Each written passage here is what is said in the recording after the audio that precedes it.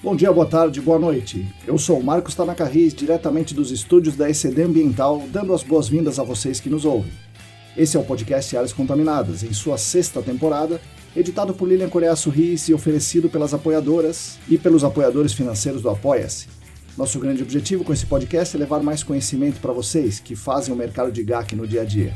Esse conhecimento vem na forma de conceitos técnicos e também na possibilidade de reconhecermos melhor as pessoas que constroem o nosso GAC. Como diz o poeta, quem resiste e insiste no fronte quer ver um novo horizonte se levantar. Nós, junto com vocês, lado a lado com vocês, insistiremos em resistir por muito tempo. Venha conosco lutar para que um novo horizonte se levante para todo mundo. Está no ar o podcast Áreas Contaminadas.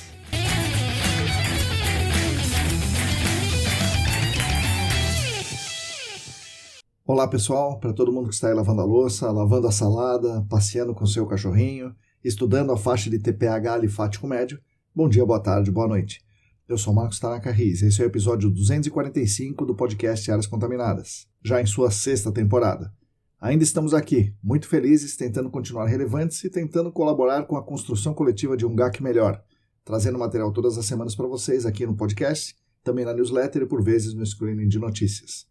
Tentamos misturar material técnico com conceitos, referências, artigos, algumas normas, com um espaço para discussão e reflexão, e por vezes, como no episódio de hoje, sendo espaço para nos conhecermos melhor, trazendo aqui pessoas que realmente fizeram e fazem o GAC acontecer, para que elas nos ensinem um pouco e nos contem as suas belas histórias.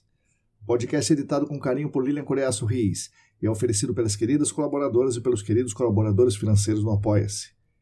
Esse apoio é realmente muito importante para nós, não só pelo apoio financeiro em si, mas muito por nos dizer que somos relevantes e importantes o suficiente a ponto de pessoas se disporem a ir até o site do Apoia-se e se comprometerem a contribuir com uma iniciativa que não vai recompensá-las diretamente, mas vai tentar construir coletivamente um GAC mais forte, mais coeso, mais tecnicamente preparado, e com isso contribuir para uma sociedade melhor e mais justa. Vale muito para a gente ter essa sinalização dos apoiadores e apoiadoras.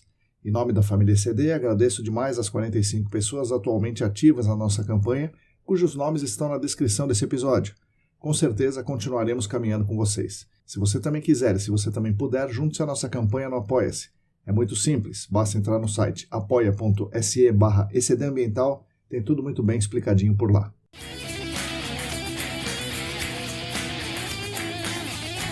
O nosso podcast conta com 4 queridas empresas patrocinadoras que nos enchem de orgulho por serem empresas muito importantes, são bastante renomadas no mercado e que querem unir as suas poderosas marcas ao nosso trabalho, mostrando que estamos sim no caminho certo e isso é uma coisa muito legal. O patrocínio master é da Clean Environment Brasil, que comercializa produtos e tecnologias para investigação e para remediação de áreas contaminadas. Acesse o site da Clean em www.clean.com.br. Os patrocinadores ouro são o Laboratório E-Consulting, a Vapor Solutions e a Columbia Technologies. Agradecemos demais essas 4 empresas que nos ajudam muito financeiramente e também nos dizem, continuem. Com certeza continuaremos por muito tempo.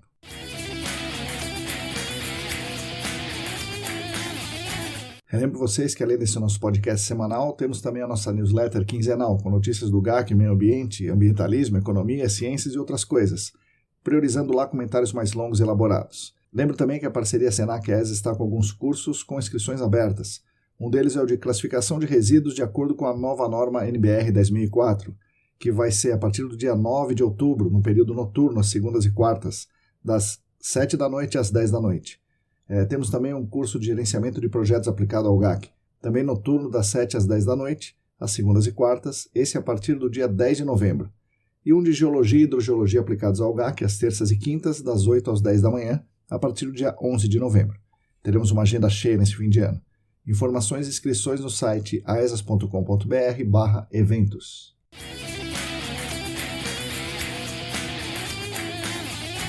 Bom, pessoal, hoje falaremos com a Rebeca Trevisan, uma jovem profissional muito competente, que tem a sorte que premia a sua competência, de trabalhar em um setor técnico de excelência dentro de uma consultoria a geoambiente. Maior que sua competência, só a sua paixão pelo que faz e a sua paixão pelo meio ambiente, como vocês vão poder acompanhar nesse episódio. Então fiquem agora com as palavras de Rebeca Trevisan.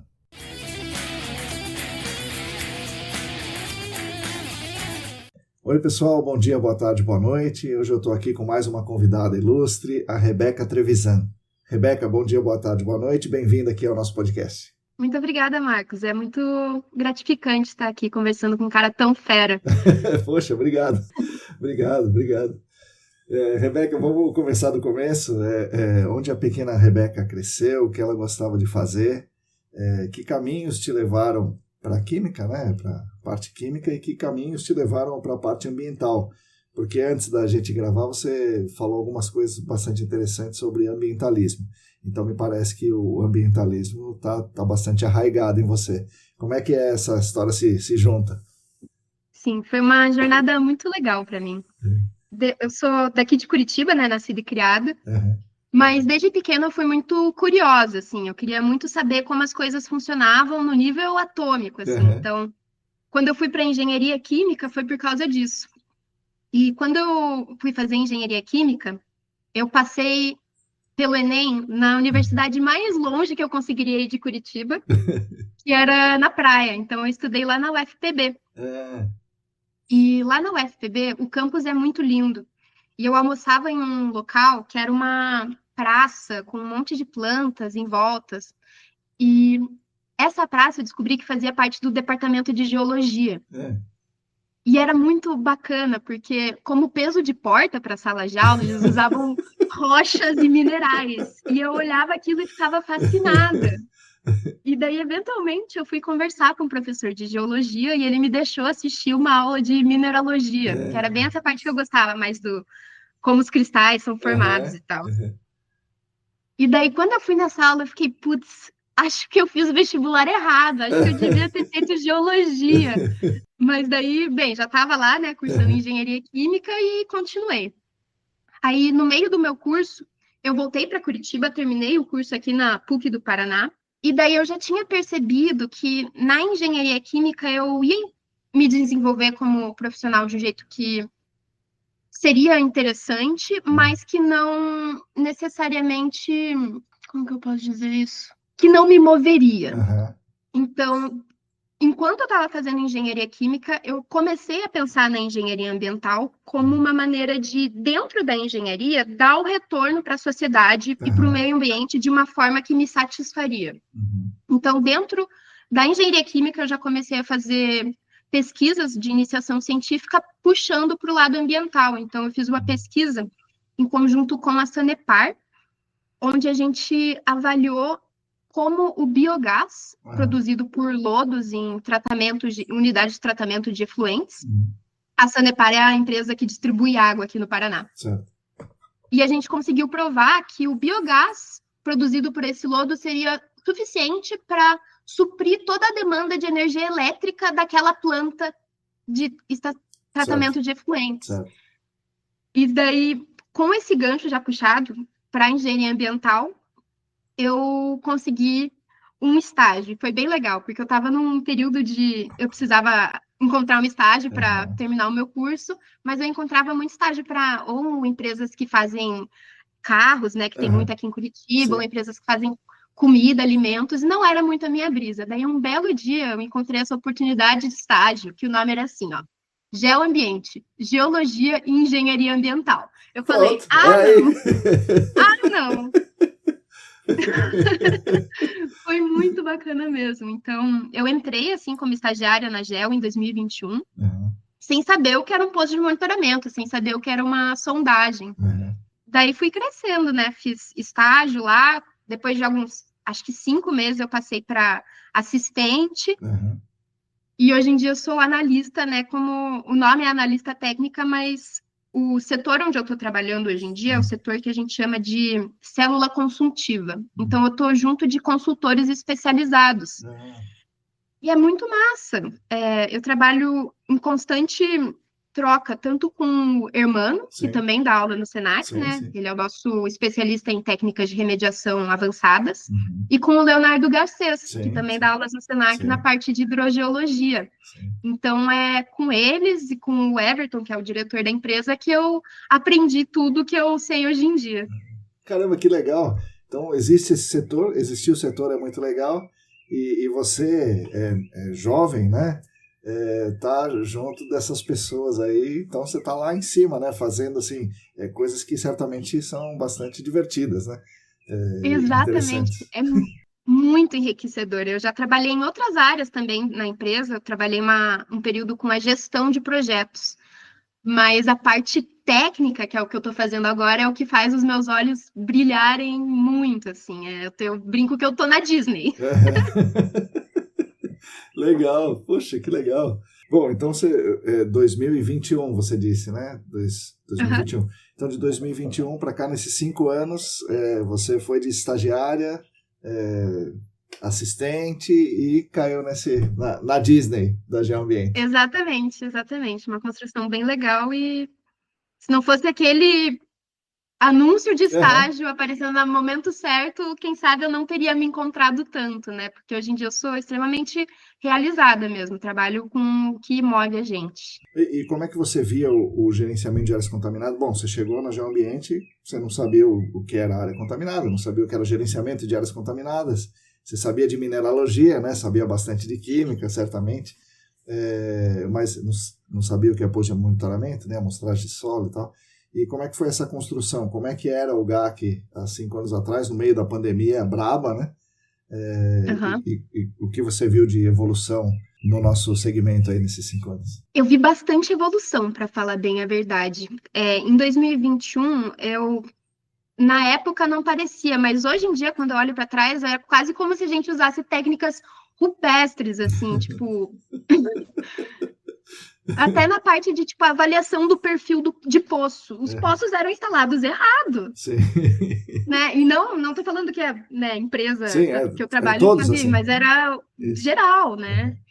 Então agora eu vejo que está muito mais refinado e ainda está crescendo bastante, né? A gente vai ter muitos novos desafios para encarar, como PFAS, né? Outros alertas que estão chegando agora. Sim, interessante. Você viu a evolução e evoluiu junto, né? Isso é bastante interessante. Como é que é o seu dia a dia no trabalho? Você vai de Curitiba para Fazenda Rio Grande? Você vai no campo? Como é que funciona o seu trabalho? Esse é um ponto bem legal. Então, quando eu entrei na GEL, eu não dirijo, né? Eu não tenho carros por motivos ambientais. Fui vegetariana por muitos anos também, por motivos ambientais. E a empresa fica a 2 horas e meia de distância da minha casa, de ônibus. Então, eu passei anos fazendo esse trajeto de ônibus, porque realmente o que me movia no trabalho era o que a gente trabalha em si, né? Não o ato de trabalhar, simplesmente. E daí, hoje em dia, eu trabalho em home office na minha casa, mas quando eu entrei para o setor da célula consultiva, eu tive uma oportunidade muito boa. Eu passei quase uns 3 meses, 2 ou 3 meses, numa integração. Então, eu estudava Cherry, Sigrid, eu passei 3 meses estudando as bíblias, né, que a gente tem das áreas contaminadas.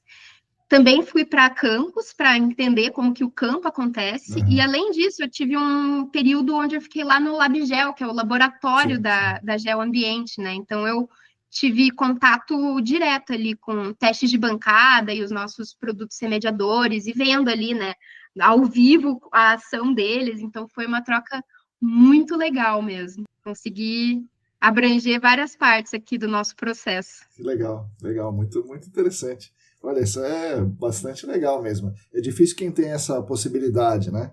Além da competência, claro, né? É difícil ter a possibilidade de fazer isso. Mas que legal, exatamente. Parabéns. Obrigada. Bom, vamos para um tema que me deu aquele empurrão final para te chamar aqui para a gente conversar, que foram as suas apresentações, né, na conferência. Então, primeiro, o que você achou da conferência? Imagino que tenha sido, não sei se foi em 2022, mas se foi ou se não foi, você conta aí para a gente. O que você achou do evento como um todo? Quais são os principais pontos positivos? Antes de você falar das suas apresentações. Claro. Então, foi a minha primeira ESAS, a primeira vez que eu apresentei também. Então, para mim foi muito legal, tanto de estar nesse ambiente onde eu consigo ver o nosso mundo, né? Consigo ver as outras consultorias, todas as outras tecnologias novas que eu não sei usar ainda, como outras consultorias usam as mesmas tecnologias que a gente. Então, foi muito enriquecedor. E uma parte que eu achei muito legal é que, enquanto você estava transitando de uma palestra para outra, você encontrava pessoas renomadas no GAC. Eu consegui conversar com o Bob Cleary, que é Ah, que um legal. mestre Sim, da nossa senhora. hidrogeologia, É, né? Então foi para mim uma troca muito legal mesmo, de expansão de mundo do GAC, expansão de visão. sim. E ter a oportunidade de apresentar pela primeira vez também foi, pô, foi muito show de bola. Eu achei o espaço excelente. Uhum. A parte dos fones eu estava um pouquinho nervosa, porque Sim, parecia que ia ser muita coisa, mas sim. depois ali do almoço do primeiro dia já estava todo mundo Sim, acostumado, né? esse foi isso mesmo, foi isso mesmo. E o parque é muito bonito, né? Não sei se você já tinha ido lá, o parque é grande, né? Assim, envolve um deslocamento longo, mas é muito bonito ali. Foi, nossa, eu achei incrível. Os 2 primeiros dias da conferência eu ia apresentar, então eu estava um pouquinho tensa. Uhum, Mas no terceiro dia, que foi uma quinta-feira, é o uhum. dia que o pavilhão japonês, Sim, o sim, pavilhão do Japão, sim. do parque abre. Então, durante o meu almoço, eu podia almoçar takoyaki, vendo aquele Ah, que lago legal. debaixo de uma cerejeira. Foi incrível. Que legal. Muito bom. É tão legal quanto o Jardim Botânico aí de Curitiba, né? É verdade. É Jardim verdade. Botânico é Jardim bem legal também. também é muito lindo. Sim. Legal. Bom, conta um pouco para nós dos seus trabalhos, então, Rebeca, que você apresentou ali. Beleza. Então, o meu trabalho principal, onde só eu sou autora, ele é sobre como a gente pode usar análise de transmissividade via LDRM, que é um software que foi desenvolvido pelo Instituto Americano de Petróleo, Uhum. para guiar a tomada de decisão na remediação. Uhum.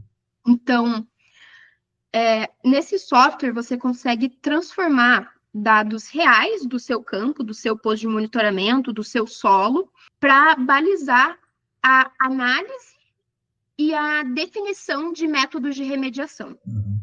Basicamente, com o uso desse software, a gente consegue saber o tanto de volume de Alnepo que a gente tem na nossa área. Uhum. Essa análise ela é feita por posto de monitoramento individualmente. Então, cada posto vai precisar de uma análise diferente. Então, a gente consegue saber quanto de volume de Alnepo tem na área daquele poço. E, além disso, as frações de Alnepo presentes. Então, a gente consegue estimar quanto de Alnepo é móvel, quanto de Alnepo é hidraulicamente removível, né? Quanto de Alnepo realmente pode ser removido por técnicas convencionais de remediação, contando com as implicações ali da transmissividade, da capilaridade, e o quanto de Alnepo é residual, aquele Alnepo que não vai sair dali por métodos convencionais de extração. Então, quando a gente tem isso atrelado ou a um monitoramento ao longo do tempo de um sistema de remediação convencional, um pump and treat, um MPE, ou até mesmo um teste de bombeamento, a gente consegue saber quanto tempo levaria para remover todo aquele Alnepo, que pode ser removido, né? E a gente consegue colocar uma linha, ó, vamos operar o sistema até aqui. Depois Uhum. daqui, seria o que eles chamam de enxugar gelo, né? O sistema vai ficar operando por meses e meses, com recuperações cada vez menores, e a gente pode falar, antes que isso aconteça, a gente parte para técnicas avançadas de remediação para resolver esse problema de forma mais rápida e, portanto, mais economicamente viável. Daí, então, ele se baseia no que está no poço, portanto, um teste ali de bail down, né? Um bail down teste, é isso? Isso pode tanto ser testes de bail down ou slug test, ou mesmo uma compilação dos resultados da operação daquele sistema naquele poço. Então é bem amplo, assim, Uhum. tem algumas maneiras diferentes de você realizar essa análise e a maneira com que você realiza ela vai definir o quão refinado vai ser o seu resultado. Se você partir de estimativas, você não vai ter um resultado tão bom quanto a operação que esse sistema teve ao longo de anos, por exemplo. Porque tem sistemas que operam anos a fio, né? Sim, sim. Bom, a gente fala bastante de Alnepo, né? A gente vê várias coisas. Lá na conferência, por exemplo, o Marcos Baessa apresentou aquele trabalho onde ele usou o VOST, né, para determinar ali a saturação. Então, a partir do VOST, ele correlacionou com as amostragens de solo. Então, ele fez a amostragem de solo e o VOST, né, pertinho, e as amostragens de solo davam para ele a saturação com base na equação que veio da Beth Parker, que veio do Fengstra, enfim, que usa lá a porosidade densidade dos sólidos e tudo mais. E aí ele obtém a saturação. Então ele fez a amostragem de solo para dar o valor e fez o ensaio VOST para ter os resultados online, e com isso ele teria a saturação. Nesse seu trabalho, como é que vocês avaliaram a saturação do ELNEPO? Ou não, isso não era objetivo? Você falou para nós que o objetivo era observar o quanto era recuperável, não a saturação. Portanto, o residual vocês acabam não sabendo só com esse ensaio. Você viu essa apresentação do Baessa? E qual é a relação disso com o seu trabalho? Infelizmente, eu não consegui ver a apresentação dele, mas a gente precisa imputar esses dados de saturação de ELNEPO no solo para o sistema conseguir rodar. Então, como que a gente faz isso? Através de análises químicas de TPH em solo. A gente pega resultados próximos ali, quando a gente não tem. Quando a gente pode, a gente vai lá, crava o liner e coleta várias amostras. E manda analisar o TPH total. Com base nessa concentração e com base em parâmetros físicos do solo, Sim. A gente consegue chegar na saturação do solo. E a gente precisa traçar um perfil de como a saturação do ELNEPO varia de acordo com a profundidade. Sim. Então tem que ter várias amostras, né? Então é bom as pessoas que estão nos ouvindo saber disso. Tem que ter várias amostras para análises químicas. Em cada unidade de estratigráfica tem que ter uma amostra, e cada unidade de estratigráfica tem que ter um parâmetro físico para poder ter a saturação, para poder fazer o que você está falando, certo? Exatamente. A gente precisa realmente dessa investigação satisfatória, onde a gente tem o perfil, né, dessa saturação ao longo da profundidade e também os parâmetros físicos do solo. O modelo, ele consegue analisar poços com até 3 litologias diferentes, que a gente sabe que não é o correto, né? Mas dá para analisar quando tem mais de uma camada litológica na seção filtrante do poço também. Além disso, a gente precisa de monitoramento da fase livre nesse poço ao longo do tempo e também da recuperação que esse poço consegue ter com sistemas de bombeamento. E outros parâmetros mais físico-químicos do próprio ELNEPO mesmo, tipo a densidade dele, que daí vai viscosidade, molhabilidade, tudo isso entra nas equações que o modelo faz. Legal. E vocês, pensando novamente no trabalho do Baessa, né, que usou o VOST para ter o dado online, como vocês usam o OIP, e tem o OIP aí, vocês chegaram a fazer esse tipo de correlação também? O OIP com a saturação a partir das amostragens de solo? A gente faz essa relação, sim, da saturação com as concentrações de TPH, e é muito... Eu acho super legal, eu adoro tudo que envolve o OIP, o MIP, eu sou suspeita para falar, mas a gente faz sim. Eu ainda não apliquei exatamente essa relação da fluorescência no LDRM, mas é uma coisa a se pensar. Se a gente obter uma linearidade ali, né, entre a fluorescência obtida no OIP e os resultados de TPH em solo, a gente consegue, traçar um perfil bem refinado mesmo de como essa saturação se comporta no solo. Sim, sim. O artigo clássico do Wes McCall, né, que desenvolveu o OIP, ele mostra uma correlação interessante entre as análises de TPH, como você falou, né, e a fluorescência do OIP. Então, para diesel tem uma faixa, para gasolina tem outra faixa. Então, isso é para correlacionar a fluorescência com a concentração do TPH.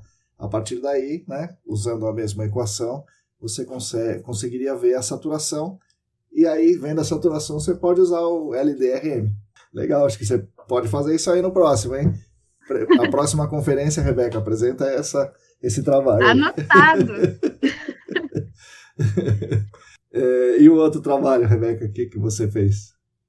O outro trabalho eu fiz junto com o Hermano, eu estou como coautora, e é sobre amostradores passivos de gás e como a gente pode usar eles para melhor planejar as nossas investigações. E isso pode ser em qualquer estágio da investigação, assim.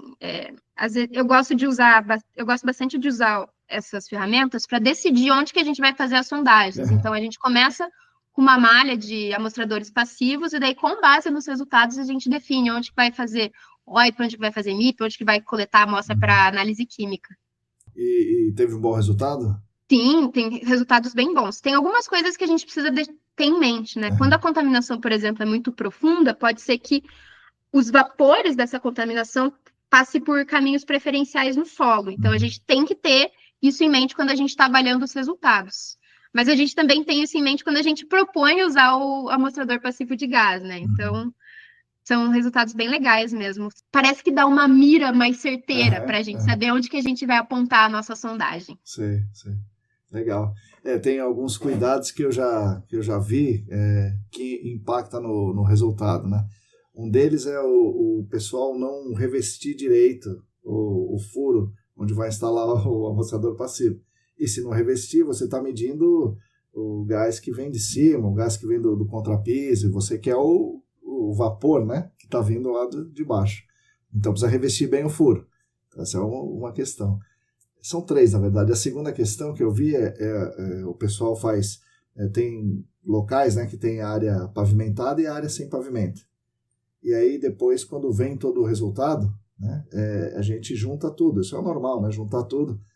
Só que a área que não tem piso, ela dá resultados menores, porque tem ar atmosférico entrando, né?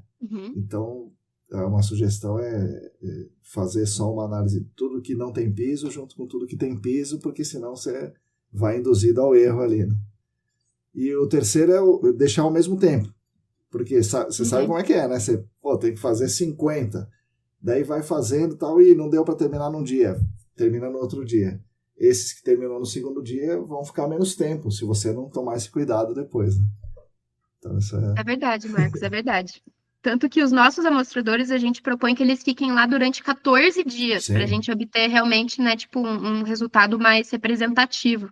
Se for menos tempo, às vezes a gente não consegue absorver todos os vapores. Pois é. E aí o pessoal às vezes acha, vamos colocar um amostrador passivo, vamos ver, né? Mas tudo tem o seu truquezinho, né? Como você apontou no seu trabalho. Legal. Exatamente. E você trabalhou com o irmão também no lance do Voronoi ali, ou não? Então conta pra gente o que é o Voronoi no QGIS, Rebeca, que nós estamos gravando aqui antes de sair o episódio do Diego, né? O Diego fala sobre o uso do QGIS e PostgreSQL, não sei o quê. Mas o método de interpolação das áreas aí é um negócio interessante. Como é que funciona isso? Que legal. A gente usa os polígonos de Voronoi para fazer análise de transmissividade também. Qual que é a ideia?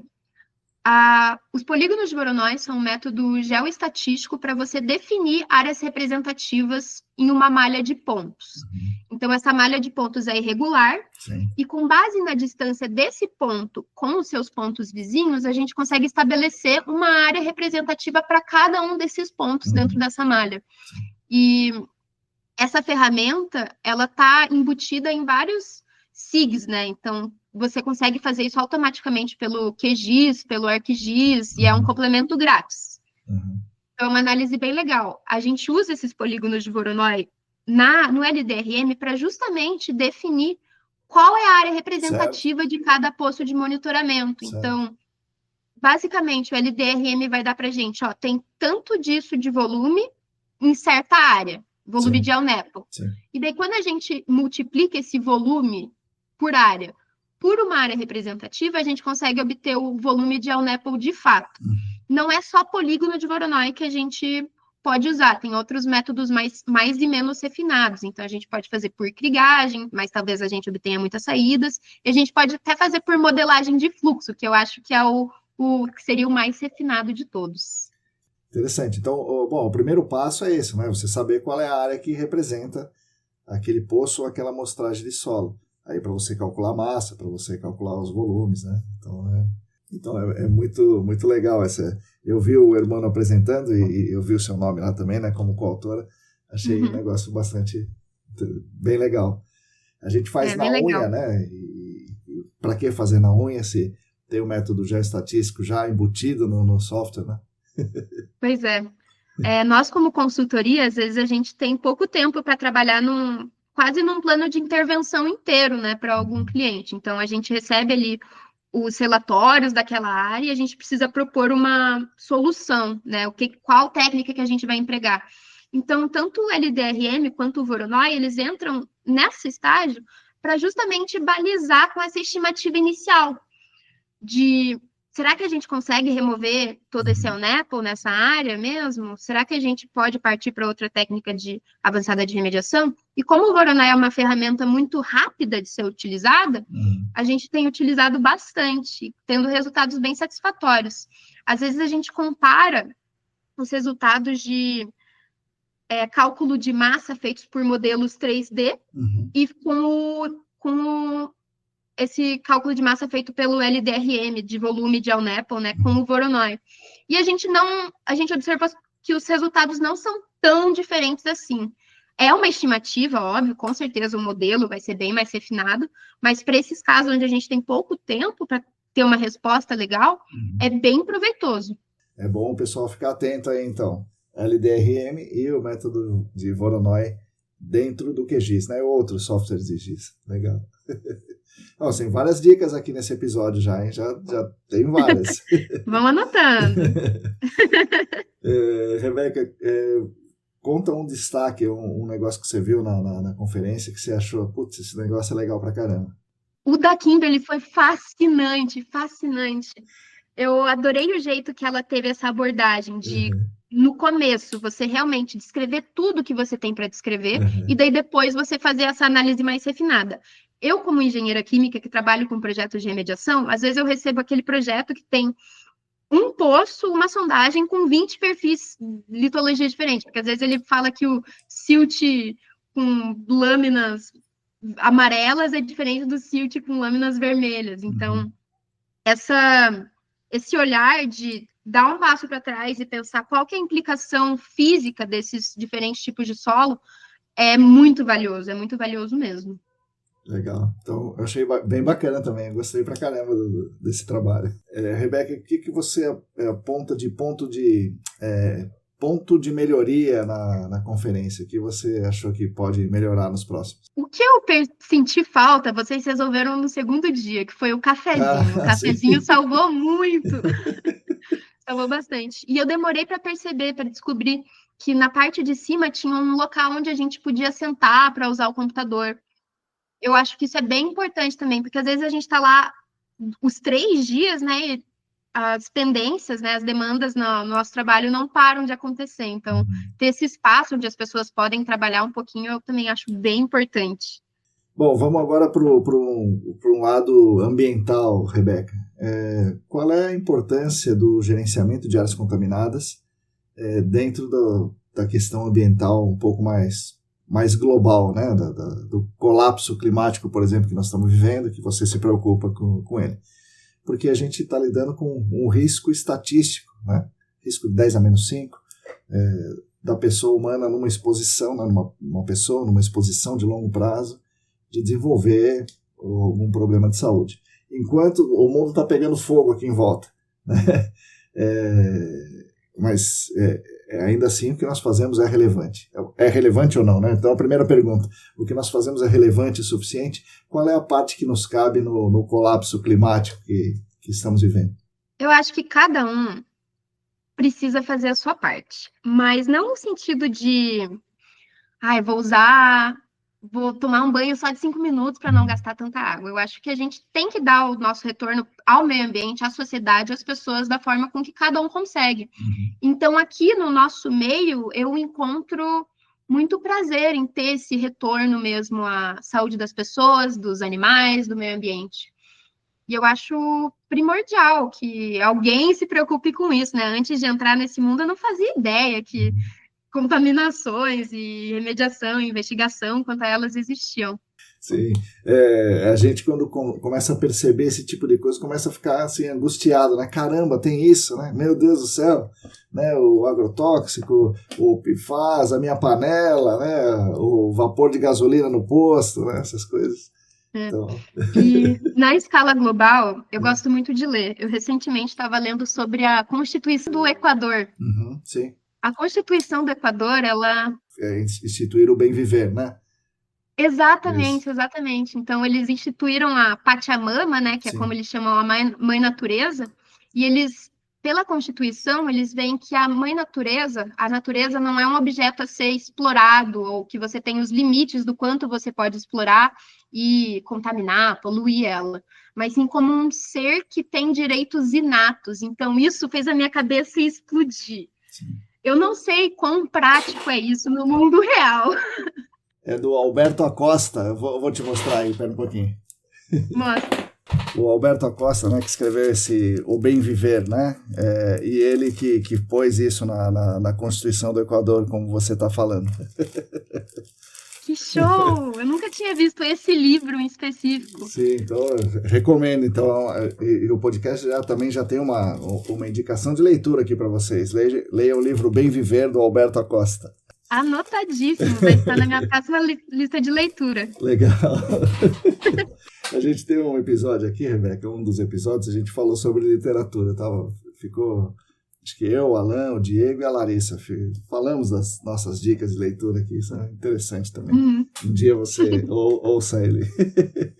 É muito legal. Esse tema surgiu a mim por um colega. Esse meu colega, ele é estudante de Direito, ele está fazendo mestrado.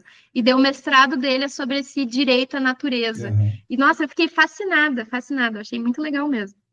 Eles tiveram alguns reveses depois disso, né?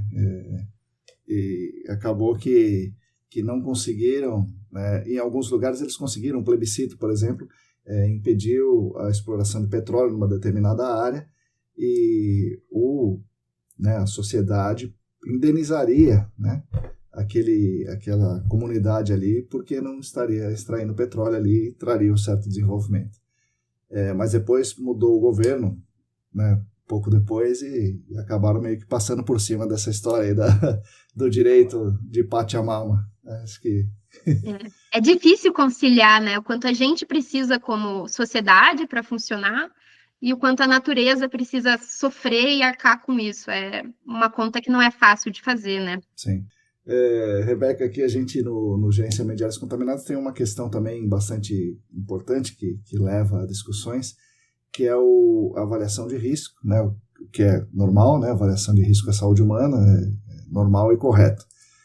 Porém, muitas das vezes as nossas intervenções vão até a chamada CMA, né, concentrações máximas aplicáveis, e a concentração máxima aplicável é baseada quase sempre num cenário não de ingestão de água subterrânea, mas de outros cenários, o mais clássico é a intrusão de vapores.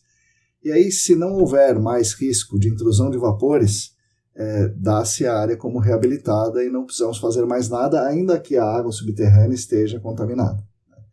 Então, o que você acha dessa questão? É normal ter que ser assim, ou tem alguma coisa errada nesse negócio, precisamos mudar? Eu acho que o futuro vai mostrar pra gente que não dá para só deixar, né? Pode não ter risco à saúde humana, mas o meio ambiente ainda vai ter algum tipo de influência negativa com aquilo. Então, eu acho que, por enquanto, apesar dos órgãos ambientais, nem daqui, nem dos Estados Unidos, nem de sei lá onde, se importarem com isso, com certeza vai chegar a hora que o prejuízo vai bater na porta. Sim. Qual é a sua visão? A minha visão é que isso é um absurdo. Isso é um absurdo. Não podemos deixar de jeito nenhum. E o mais interessante é que a legislação no estado de São Paulo não deixa, né? A DD 38, por exemplo, diz que se houver ainda um risco remanescente, que é o caso, né, da água ainda contaminada, a área está reabilitada, mas tem que ter um monitoramento para ver se essa água vai deixar de ser contaminada em algum momento. Então, e qual é esse momento? Agora, acontece que isso, embora esteja na DD 38, não vem sendo cumprido. Simplesmente se faz um polígono de restrição e ninguém toma água lá, e boa sorte para todos. Então, isso eu acho bastante errado. Você tem um ponto, Tanaka, você tem. Bom, Rebeca, tem um momento no episódio, vamos fazer ele agora, que o jogo dá uma virada. Então você tem o direito, se você quiser, de fazer uma pergunta para mim. Então pode perguntar. Se eu souber responder, eu respondo. Beleza. Tanaka, eu queria saber a sua visão.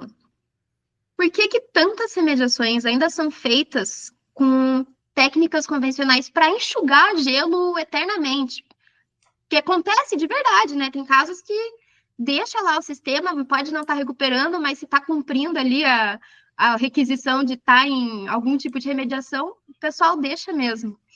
E eles usam isso até de bombear para reduzir a fase dissolvida eternamente, né? E a gente sabe que não é bem assim que funciona, né? Um percentual muito pequeno de massa em fase dissolvida pode realmente ser extraída. É uma boa pergunta, né? É uma excelente pergunta. Eu não tenho a resposta exata do porquê, mas eu tenho algumas pistas. Bom, começando pela pura e simples má fé, né? Então isso existe, né? Embora não é dominante, mas isso existe, né? Então tem a má fé.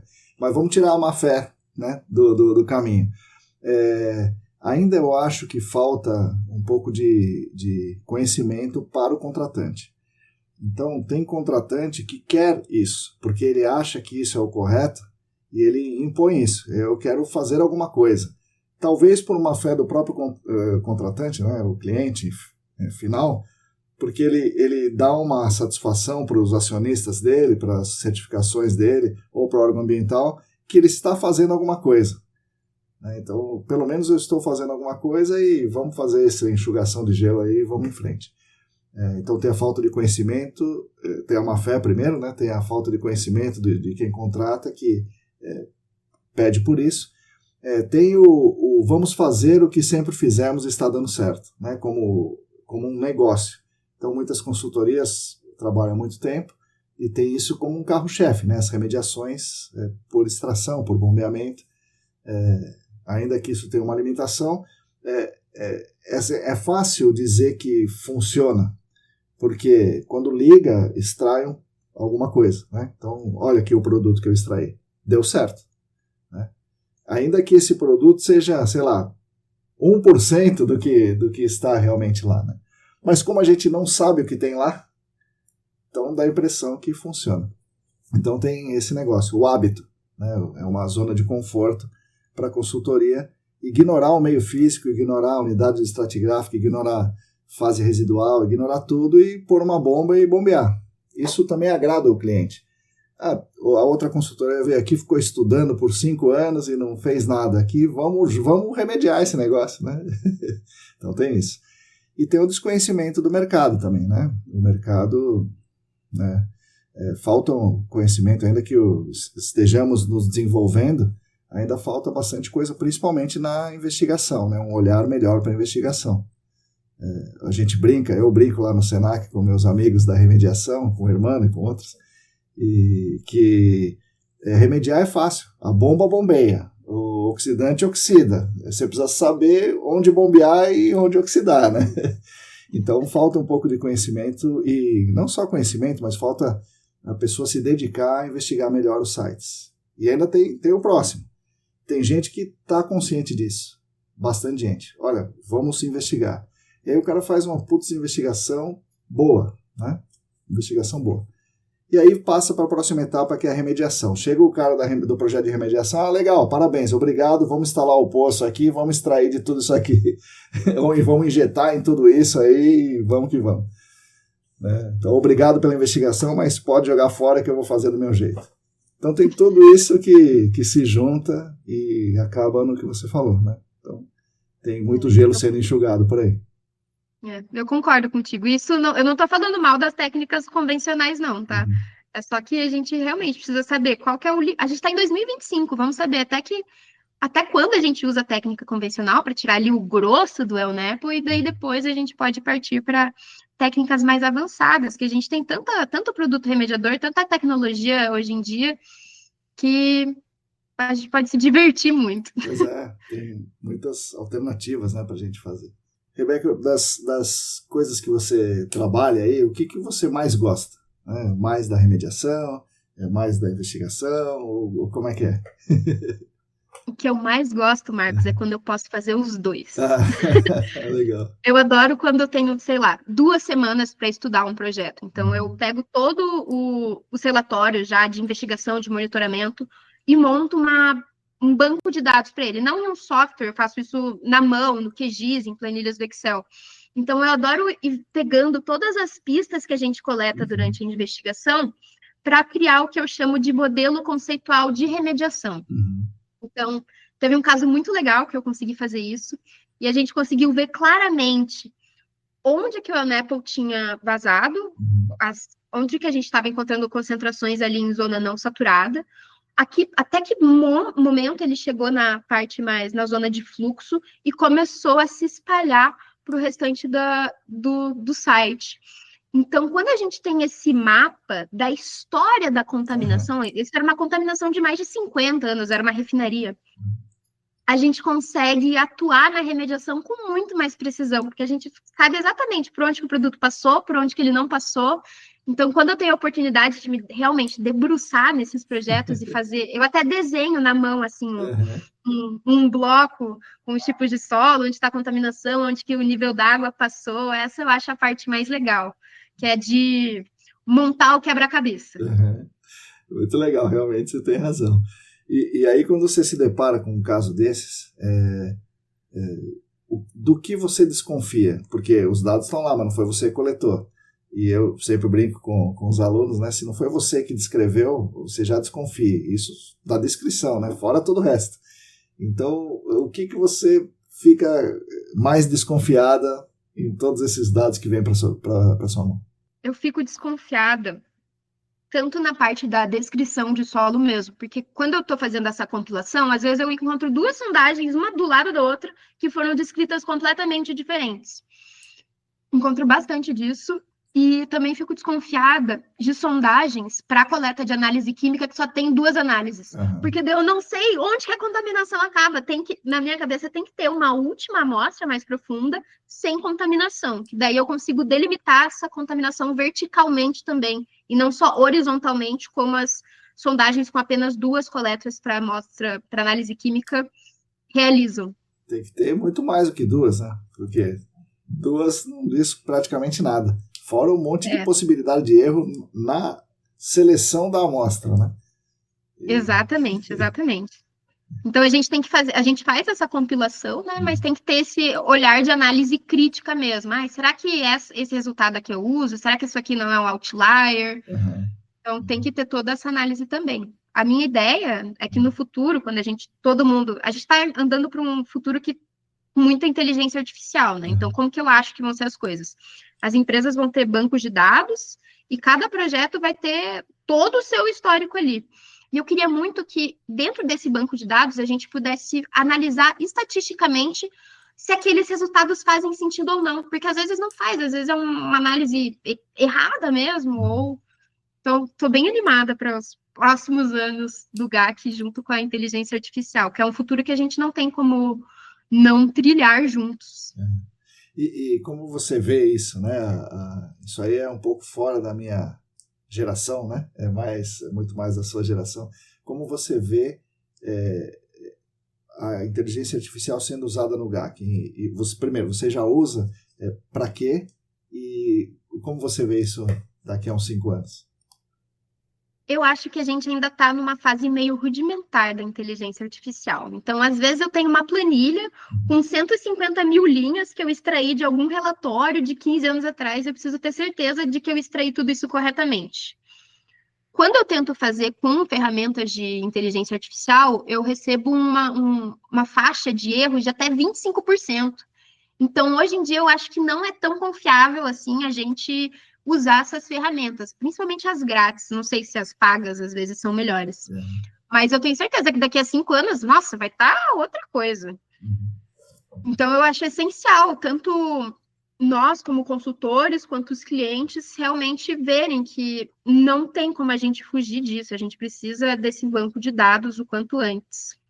E você mesmo acha que você é uma profissional como você, que vai ensinar a inteligência artificial a mexer nesses dados, ou vai ser uma ferramenta que vai vir pronta? Eu quero uma análise desse jeito.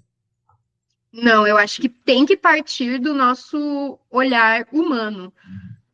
Eu gostaria muito se cada um pudesse treinar, assim, a sua inteligência artificial com os seus princípios ali, né? Porque é só um robô, né? Não vai conseguir ter a sensibilidade de fazer esse olhar mais minucioso. Cada site é um site. Tem que ter esse cuidado, essa sensibilidade mesmo. Durante algum tempo eu trabalhei como gerente de dados na GEL, então dá para ver, né, que realmente não é todo dado que é confiável e a gente, por enquanto, precisa ter esse olhar crítico, mas conforme a gente for treinando as nossas inteligências, eu acho que não vai mais ser tão necessário assim. Eles vão acabar tomando esse trabalho minucioso de unha que às vezes os estagiários fazem, né? Mas a nossa atuação como consultor vai permanecer essencial. Legal. E que conselhos você dá para as pessoas que estão iniciando agora? Porque é interessante, você começou, a gente já tinha até um podcast, né? Então, quando eu comecei, nem existia nem podcast, né? E não existia podcast, muito menos um podcast de áreas contaminadas. Mas você entrou, já tinha isso. E para quem vai entrar agora, que tipo de conselho você dá, imaginando que a pessoa está entrando no GAC hoje e vai ver uma evolução no mundo daqui os próximos 5, 10 anos? Eu daria o conselho de perguntar para essa pessoa se realmente faz o olho dela brilhar, porque se fizer, daí nada pode parar ela. Em sequência, eu recomendaria para ela fazer os cursos do Senac, que estão muito bons. Legal. Porque é o nosso beabá, né, Marcos? Na faculdade eu não aprendi nada do que vocês ensinam, do que a gente aplica. Então é essencial que tenha esse centro especializado informando, né, compartilhando todo esse conhecimento. A gente é uma área muito nichada, né? Então é extremamente importante. Tem outras pós também bem legais que estão acontecendo por aí. A PUC Minas está com uma pós legal também. Mas é isso, tem que se especializar. Sim. Senão é uma área muito nichada, mas muito específica, né? Então tem que realmente estudar muito, né? Tem muita coisinha para a gente ver. E além disso, se manter atualizado, né? Legal. Então é um estudo constante, não dá para parar. Sim. Rebeca, indica para os nossos ouvintes aí um livro ou uma série, aí, alguma coisa que você acha legal. Não precisa ser de áreas contaminadas, qualquer coisa serve. Tá. Tem uma série da Netflix que é bem legal, que o nome é Dark Waters, que fala sobre contaminação. E eu também vou deixar o meu livro favorito de coração, que não tem nada a ver com áreas contaminadas, mas é A Hora da Estrela, da Clarice Lispector, que eu acho que todo mundo tem que ler uma vez na vida, mesmo que você não entenda ele de primeira. Realmente, principalmente quando a gente lê jovem, né? Eu li jovem e depois tive que reler para compreender vários anos depois. Boa dica, muito legal. E se tiver de bobeira, lê os livros do Payne, do Cherry, do Fetter, que vai te enriquecer também. Do Sigrist, né? É isso aí. Do Sutherson, isso mesmo. Do Sutherson, exatamente. Legal. Bom, Rebeca, eu agradeço bastante a sua presença aqui, foi muito legal, né? Adorei falar com você ao vivo, adorei falar com você hoje de novo. E agora o podcast é seu, pode falar o que você quiser. Cantar, o que você tocar trompete, que nem o irmão, enfim. Muito obrigada, Marcos, por fomentar esse espaço onde a gente consegue trocar tantas figurinhas, tanto no podcast, quanto nas aulas do Senac, quanto na conferência.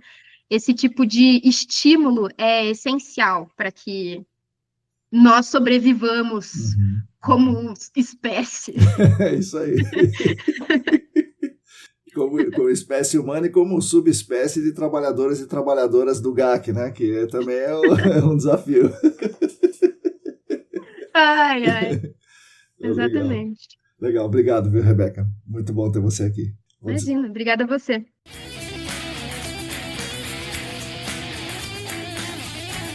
Bom, pessoal, espero que vocês tenham gostado desse episódio, muito interessante, muito legal com a Rebeca.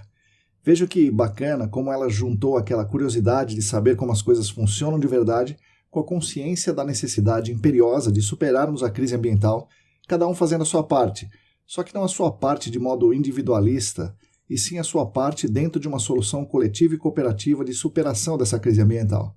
Essa junção de coisas, junto com um pouco de sorte nossa, a levaram para o GAC, onde ela pode trabalhar com muita ciência em defesa do meio ambiente, o que lhe dá muito propósito no que faz. E o melhor de tudo, ouvi-la nos lembra o nosso propósito, o que é bom demais.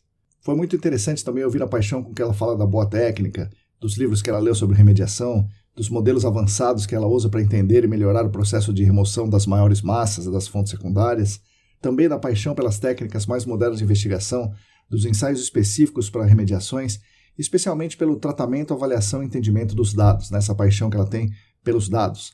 Afinal, a cientista gosta dos dados e ela mostra mais uma vez essa face apaixonada pela ciência. E claro, as recomendações dela no final e a descrição do seu dia a dia no início também dizem muito sobre a sua inegociável vida em prol de um mundo melhor, que só é possível com soluções coletivas em prol do meio ambiente. Agradeço demais a Rebeca pela generosidade em compartilhar um pouco da sua história conosco. Agradeço também aos nossos patrocinadores, a Clean Environment Brasil, o Laboratório Consulting, a Vapor Solutions e a Columbia Technologies. Agradeço às atuais 45 pessoas queridas que são apoiadores e apoiadoras financeiras no Apoia-se. Repito, quem quiser e quem puder, entre na nossa campanha, o site é apoia.se/ecdambiental. E é claro, somos especialmente gratos a vocês que nos ouvem aqui todas as semanas. Vocês são a real razão de existência do que propomos e conduzimos aqui nos estúdios ECD. Continuem conosco nesse podcast, está disponível no Spotify, no YouTube e agregadores, na nossa querida newsletter, cujo link de inscrição está na descrição desse episódio, no screening de notícias e também nas redes. No Instagram é @ecdambiental, o Telegram é o canal Áreas Contaminadas. Enfim, fiquem conectados conosco. A todos e todas vocês, muito obrigado e até a semana que vem.